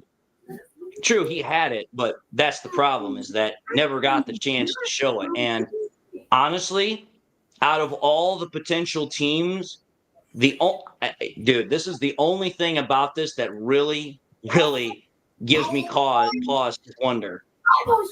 Just play extreme devil's advocate with me. What if freaking Matthew Stafford gets cut to save money from the Rams, and the Rams decide to go with Sam Darnold because he was with Kevin O'Connell, who worked under freaking Sean McVay. Kevin O'Connell worked with Shanahan. Well, okay. but it's still within that same tree. It's still within that same Right. offensive McVay worked understanding. under Shanahan too. That's what it all boils down to. And that's my thought process is like, the Rams obviously did not want to keep Stafford on the current contract that he has. And let's call for what it is. Even though Stafford is still playing good ball, he is 36 going on 37 years old, and he's got an injury list that's freaking longer than the freaking, Panama Canal. So at some point, you got to start asking yourself, we need to find a replacement. And I don't think the Rams are going to find a whole lot of good options in the draft. So you have to start wondering how you want to go about it. Do you want to cut your losses and find a Sam Darnold who has proven that with the right weapons, he could work? Or do you want to take your chances, start all over with a rookie quarterback? I thought it was funny because they actually, while Matthew Stafford was hurt there in the preseason, did you know they banned Kelly from SoFi because of Stetson Bennett? That wouldn't fucking surprise me. You know why, right? You know why? She has an affinity for banging backup Georgia QBs. Oh, so yes, but that what's the name she said this year about banging the dude that was the backup quarterback for Georgia and all that. Yeah, man, I did it just to make him jealous. Like she did that just to make Stafford jealous. That just made her just look so classless. Well, here's the thing about that. The whole story. The thing about that here's the thing. Being married, I can say this right now. If my wife, which I know would never be the case, I'm just playing the hypothetical here. If that were the case, if my wife in that hypothetical whatever scenario were to do that, because obviously Stafford would have had to have known that before he married her. Otherwise, there's no way he'd have married her. So for Stafford to know that, and then for his wife to get out on a national podcast, which has thousands of followers and is going to get picked up by national media because it's related to Stafford, why in the hell would you make that announcement? Because not only have you now made yourself look classless, look like a, HW, all that nonsense, but now you've made your husband look like an absolute ridiculous fool. You've embarrassed yourself and you've embarrassed your husband. Made him look like a simp. Maybe a simp. Pretty much, yeah. And it's like, dude, it's like you literally served nobody anything but just absolute garbage. And the freaking media and fans at every freaking fan base, but particularly the Rams and the Lions, they took that shit and they pretty much buried her with it. Right after I heard about it, I called her Kelly Hobag Stafford. It's not you're not wrong. It's like, listen, as my parents have told me, and I have told my own kids, there are certain things that you would just be better off not saying at all because it is freaking, it's something that you just don't need to say. You say you can't make a housewife. I had to bleep it out right there. Yeah, you could take a housewife out the kitchen and make her a hoe, but you can't make a hoe a housewife. The best way I can describe what Kelly did is that it was a TDMI moment. Too damn much information. It's like, dude, did you really feel that was necessary to say that? And if you did, what freaking neuron in your brain made you think that was going to be something that was going to be well received? I have no idea. Say hi, anybody. Hi. Hello. Hi. But DC, you're muted. I don't know. We haven't heard of. Yeah, you're muted, DC. I don't know what. I don't know how you muted yourself. I think Kelly I should Stafford. have done it. Anything else? Daddy. I will say this. Let me ask this question. Do you guys think that do you guys think that based upon what you saw so far this year, that Jamo has earned the right for his fifth-year option to be picked up? I think so. He's just a dumb kid that made a few mistakes. He's on the cusp. He is on the cusp, 100%. And the reason why I say that, he already has more yards than he had last year. He has about more receiving touchdowns than he had last year. What he hasn't done has hit that plateau that I said is the minimum expectation for a first full season for a guy of that draft pick status.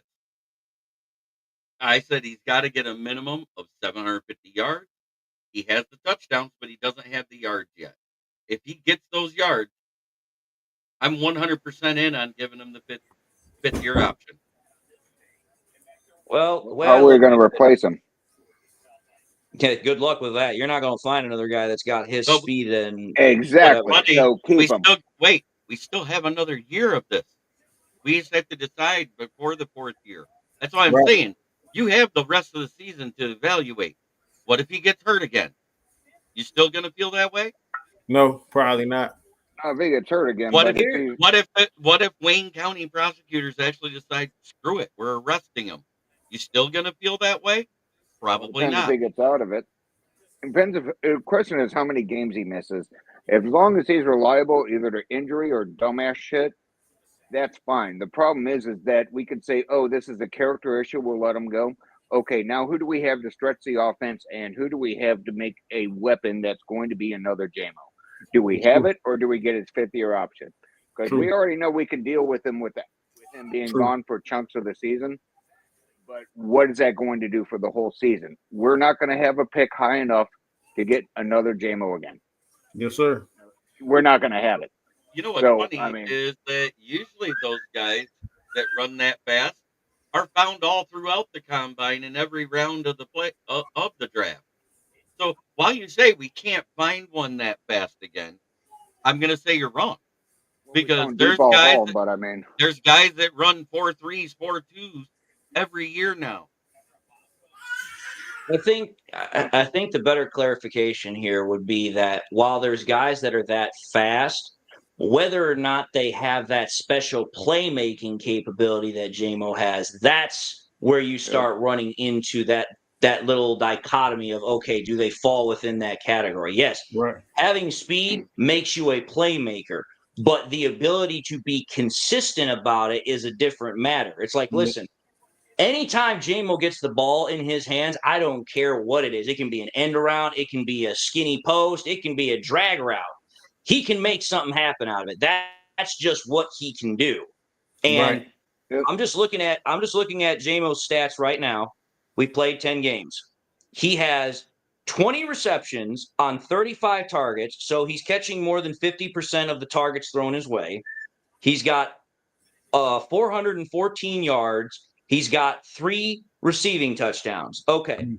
Based upon those numbers, ESPN projects that he will finish the year with 38 receptions, 782 receiving yards, and 6 receiving touchdowns. That's their projection. Now, whether or not that holds up, don't know.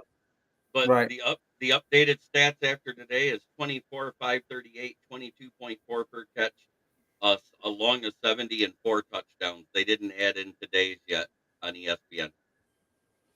Well, even still, the point is that he is much closer to getting to that threshold than I think a lot of people were willing to give him credit for after, okay, he got suspended for 2 games and all this other shit. It's like, listen, I said it before when we drafted Jamo. I was like, listen, for those that think Jamo is going to be a guy that gets you 60, 70, 80 catches a year, you're crazy.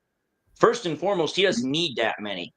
Jamo's the kind of a receiver that you get him the ball 30, 40 times a year in terms of receptions. He is still going to get you anywhere between 800 to 1,000 yards because he is a guy that once he has the ball in his hands and he's got open field, he's going to pick up anywhere between 15 to 25 yards. No problem. Yep. I guarantee you every And so far, ever since we've gotten him, that's exactly what we've seen. He is literally a guy that is a game changer, and he's a home run player. It just matters as far as how you get the ball into his hands and where exactly he is on the field in relation to that. So if Jamo gets to the end of the year and he's like, got 800, 900 yards and he's got, 6, 7 touchdowns, I think at that point it's a no-brainer. Right. At that point, he has shown that, okay, he can be a reliable option so long as we get the bonehead stupid mistakes out of the way, which, you know what? I'll say this again because I've said it before. Everybody that wants to be in today's society wants to act like they're holier than thou and their shit don't stink. But I'm sorry to tell you this. Everybody, when they were in their fucking early 20s, made stupid, dumbass mistakes. I don't care who you are. So to act some like of us are still making some of us are still making dumbass mistakes in our 50s. Exactly. So 50s when yet, you have but, these people that want to get on social media and want to freaking crucify him, it's like, dude, who the hell do you think you are?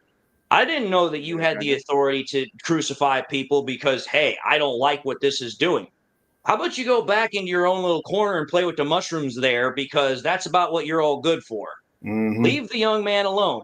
Has he made mistakes? Absolutely, Yeah. he's made his mistakes. And you know what? He's going to learn from them. He's going to learn from them by either, one, being embarrassed because, hey, you know what? Nobody wants to have your name out in the spotlight attached to something negative. Or, hey, what happens when you do stupid shit? You usually get punished. And, hey, depending upon the punishment, hey, it could be anything as simple as, hey, a slap on the wrist, you pay a fine, you do some community service, some shit like that. That might be it. And as far as I'm concerned, I think that's a fair punishment for what was going on there. It's not like Jamo had the gun in the car because he was intent on finding somebody and, committing a crime. Right. He was doing it for protection, which, considering the fact he's in Detroit, I can understand that. Completely. Right. And I'm going to give a situation that happened with a local guy in Detroit who was pulled over in the same situation. He was on the way to his concealed weapons permit classes. And the cop let him go. And the cop let him go. Yeah. So if that happens to the average Joe, and I'm not talking about a doctor, a lawyer, a politician, you can actually get away with it. It has happened. It is at the cop's discretion. Until they make their decision, they're allowed to detain you and search your vehicle. Because a weapon in your vehicle is probable cause for a search without a warrant, people. Yeah. So at the same time, as soon as they said, we have 2 weapons in the car, and the one guy said, but I have my CCW.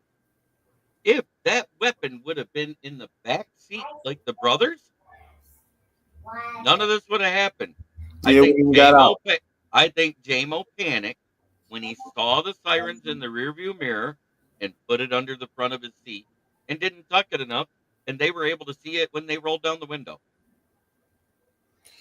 Yeah. Either way, the way I look at it is that Jamo, like you said, was in a situation, he didn't think it through. You know what? Every human being has it. Is that crime enough for you to pay for it in terms of going to jail? I don't think so, but I'm not the judge, nor am I the jury or the prosecutioner.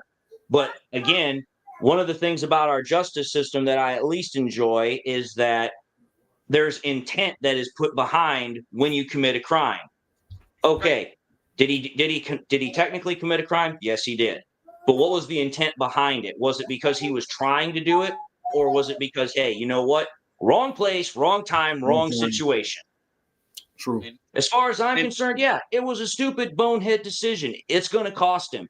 But should it cost him jail time? Absolutely not. It should cost him a fine. It should cost him going to a class where he should learn the proper use of a firearm and do some community service. Right. Now, did the sergeant who showed up, the commanding officer in the field, make it look worse by being a Lions fan and saying what he said on his body camera?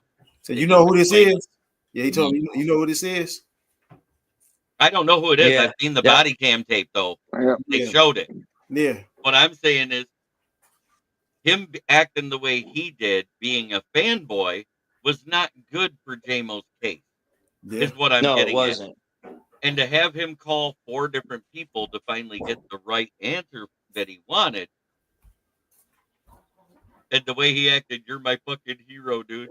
That was wrong. That's why it all looks so bad to everybody. Right. It makes everybody think.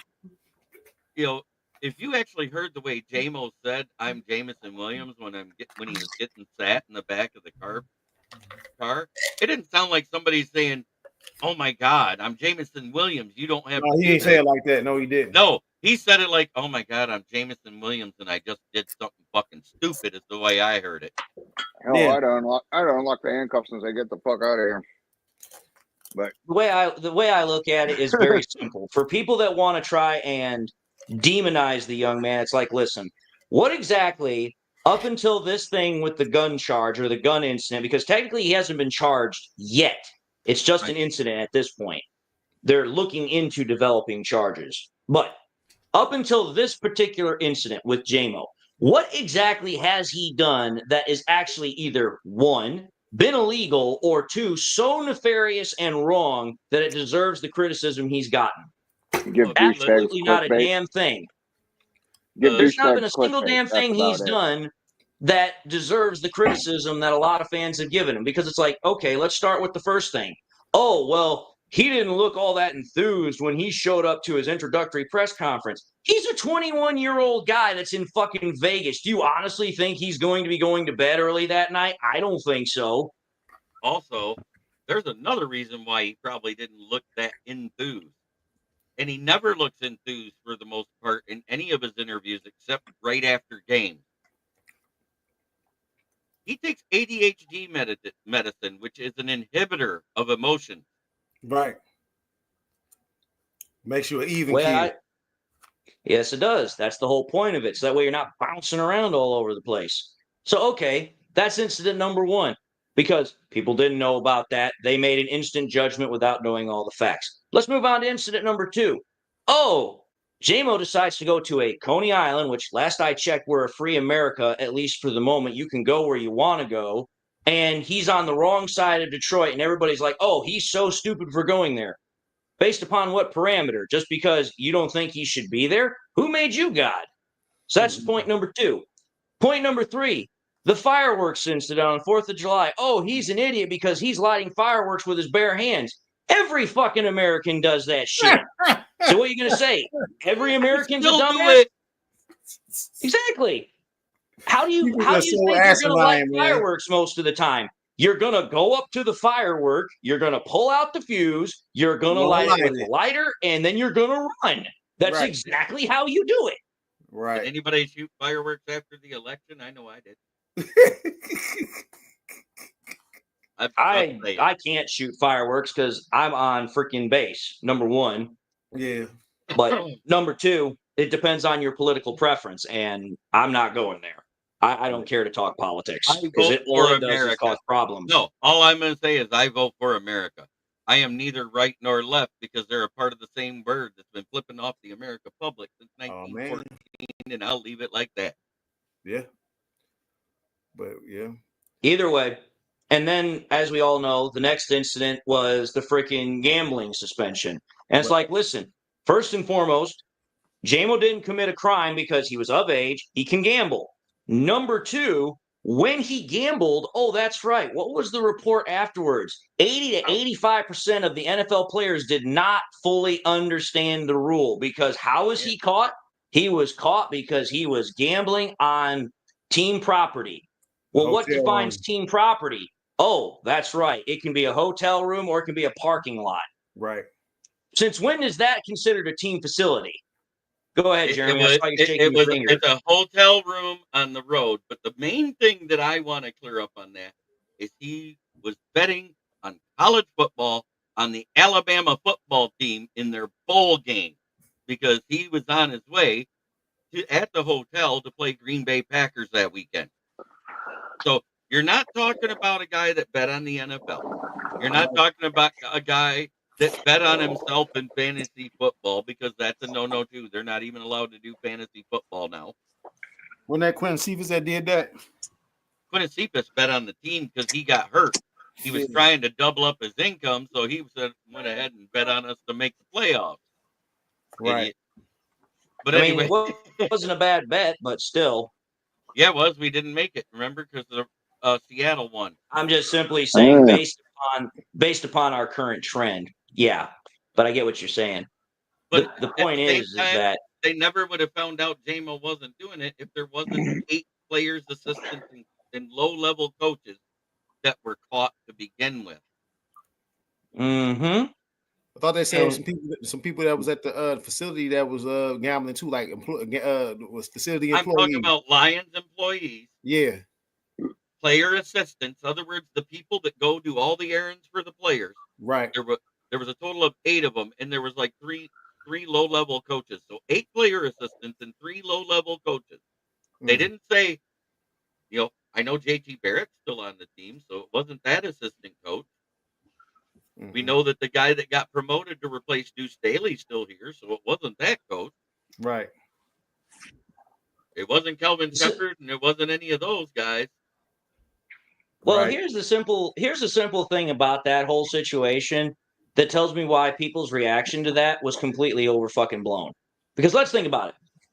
Out of all the suspensions that were handed out to players, I think all but 2 were year suspensions because Jamo got 6 games and one other player got 6 games. But here's the rub that really makes me like, okay, you're wanting to bitch, cry, whine, and moan about the thing, but wait a minute here. Correct me if I'm wrong. Didn't the NFL redact the suspension down to 4 games? So is it really that big of a deal? Because if it was, the NFL wouldn't have redacted the suspension.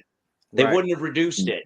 So you're crying about something that, even from the very beginning, the players weren't properly explained the rule. It was a very ticky-tacky gray area about said rule. And then the NFL themselves said, you know what? It's not that big a deal. We're going to reduce your suspension from 6 games down to 4. Right. And the other thing was that they actually had to redo and relist the gambling rules and rewrite them 2 weeks after the suspension was issued. And had to go into full detail and release it as a public statement so even the regular people would be able to understand it. Right. The only team that was 100% knowledgeable of the gambling rules was who? The Las Vegas Raiders. Why? They're in Vegas. They have to know about the gambling rules because it's the gambling capital of the world. Yes, sir. So it's like, hey, if you literally, as you just stated, we have to rewrite the rule, we have to reissue the rule, we also have to make it to where everybody understands it. Gee, ABC tells me that nobody understood the fucking rule outside of, again, those that primarily have to deal with it. And then we get to the last incident, which is the current one. Okay, yeah, we can talk about that whole thing all over until we're blue in the freaking face. But the point of the matter is that, again, young man makes a dumb decision. Here's the way I look at it. Did it cost anybody their life? Did he actually do anything of a serious crime or nature to try and cause somebody harm? Did he try and take anybody's stuff? Did he try to do anything of malicious intent? If the answer to all those questions is no, then what the hell are you bitching about? People are overblowing stuff. I got a situation for you. That situation that happened at the tailgate. Unfortunately, that was my nephew's father who was in the innocent party that got killed. They even let that guy go, and it used to be a thing that they taught you in the CPL class because I took it. They said that you gotta be careful of where your bullets go because you can be responsible for killing an innocent person. And that guy, by the skin of his teeth, was able to get off on a self-defense charge, even though an innocent person got killed in the process. So if they let that dude go and somebody was killed, 2 people was killed in that situation, I don't see them getting Jamo anytime. The guy who he was fighting was killed and an innocent bystander, correct? No, he actually was there to break it up. Oh, okay. He was standing between the 2 parties that drew the guns with each other, and then when he seen the guy lift the gun up, he stepped 2 feet back and got shot. The bullet hit the one guy, went through him and hit him, killed him. See, the way I look at that is this. You're talking about an incident where, okay, that happened, but I know this for a fact because I used to own a firearm. I had a concealed carry permit. One of the things they tell you, every single class, does not matter what state because it is federal law. Right. They will tell you that when you point that gun, you better know what you're aiming at because, Clue, for instance, if you shoot a gun into the air and the bullet comes down and hits somebody later and kills them, you are still liable for murder. Yes. Yep. So if that is applicable there, why in the hell then are we fussing about him having a gun in his car where he was not harming a living fucking soul? It's because I have a story of the timing. It's the timing of the suspension at the same time because of the 2-game suspension for his change in his script. Yeah. I agree. It was like, oh, here's one thing. Oh, now we have another thing on top of it. And it's like, it's just adding bad on top of bad. I get that. But again, it's like, you know what? Yep. Did you guys hear It's just one of those things where it's like people get so caught up in wanting to know other people's business. And it's like, listen, nobody's business is anybody's business but your own. I am not in charge of you, and you're not in charge of me. That's right. Right. But at the same time, I agree with the lawyer that was on Crunch Time Sport. That's Jamo's lawyer. I was about to mention him. He said something that the guy. No. This guy wasn't Jamo's lawyer. Oh. This is just the defense lawyer they brought on that dealt with these type of cases before. Okay. And he literally said, I think the only reason why the public found out about this is because the guy that wrote the article for Channel 7's website, Ross Jones, wanted to make a name for himself. Yeah, he's trying to He overheard 2 cops talking in a donut shop or at the local watering hole, or he's a friend with somebody in IA that told him about the investigation. He got that leaked to him somehow, so he looked up all the details and wrote an article to make a name for himself. Because prior to that, he never had been on camera for Channel 7 News. Yeah. Trying to get a promotion in his career. That's what I heard the lawyer say. I will say that lawyer said that. He said that, and he named him by name. He said this guy is only trying to get a promotion in his career. That's why it's been such a big deal made out of it. Because from what I saw when Jamo came back, the day he came back, the NFL said we're not going to offer any suspensions until the investigation is completely over. And from what I heard from if charges are filed, they added. I was about to say that. I heard from an inside source. This is a possibility that they're just going to go ahead and throw it out. But they said because basically what we're talking about, they said an open carry or what's considered concealment is basically up to the cop who's the arresting officer, whether he wants to pursue it or not. Right, because they never said that the weapon was loaded. Right. They never said the weapon got confiscated. Right.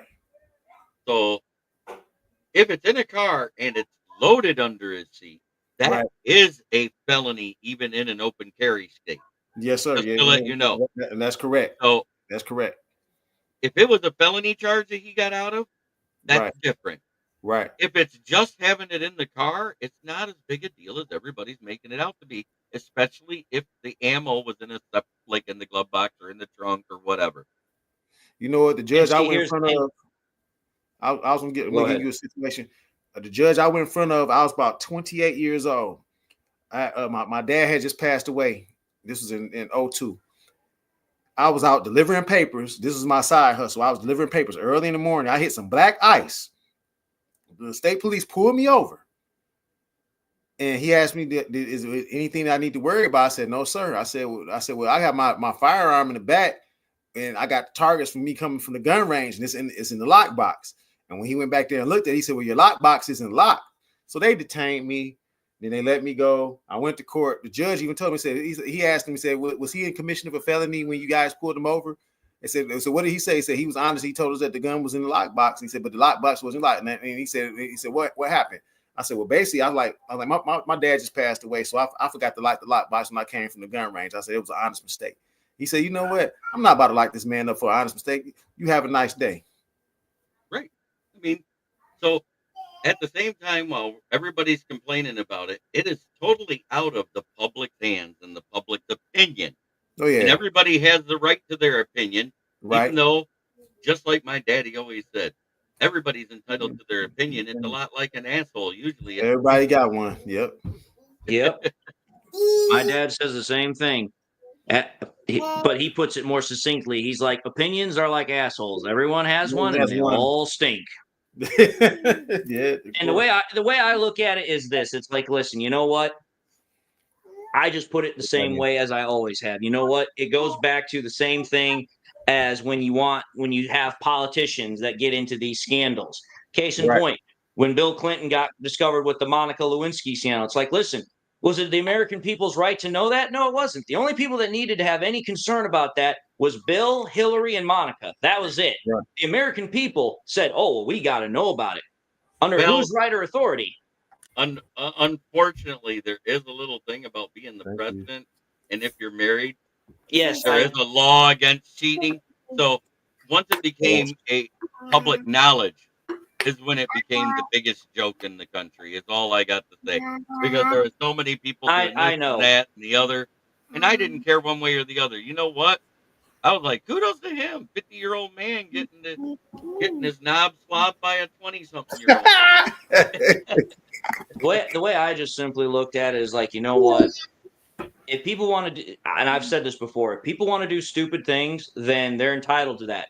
But they're not entitled to choose the consequences that they get. It's like, listen, you can choose whatever you want to do, but the consequence that then follows after, you can't choose that one. So it's like, listen, you're entitled to make any stupid decision you want. I'm not going to take that away from you. But if there's a consequence that follows it, whether of a legality, morality, or just normal everyday consequence, then you know what? You're going to have to deal with it, buddy. And I don't have no sorry for you. Is that Daniel Zekas? Anyway, boys, I'm going to end this because I'm pretty confident that the Bengals and Chargers game is on right now. It is. And I'm pretty sure people are going to want to watch that or talk about it. Plus, I haven't eaten any dinner, and I've got other stuff I got to do before I go to bed. So I will say this right now. Amazing win. So glad that the Lions, once again, absolutely throttled the hell out of a team. It's always good when somebody else gets their ass handed to them, not us. And now the Lions are going to get set to play the Colts in Indianapolis next week. Who just won a very tough game versus the Jets. Yes, they did. Jets actually surprisingly made that into a game because it looked at one point the Colts were going to kind of run away with it, but they came back and made it actually into a contest. But I will say this. The one thing about the Colts game that's coming up that gives me a little bit of an interesting cause for concern is that the Lions have not played a quarterback like Anthony Richardson. Now, I'm not saying that as far as his accuracy. I'm saying that about his physicality. Right. Because being able to get away out the pocket. I'm not afraid of Richardson's ability to throw the ball. That I don't give a shit. But the guy freaking runs like Cam Newton 2.0. Yes and no, but he's more frail than Cam Newton was pre-car accident. Oh, I agree. That's true too. But we can talk more about the physicality about him, but I don't like how frail he is. I think it's going to lean to an NFL shortened career. I mean, he's the size of Kyler Keebler Elf Murray, of Bryce Young, who's 2 inches shorter than him. Another RG3. Yeah. I was about to say that Robin Griffin III. You took the words right out of my mouth, DC. Yep. RG-knee. Yeah, RG-knee. I think my old fantasy football team was Bury My Heart at RG-knee.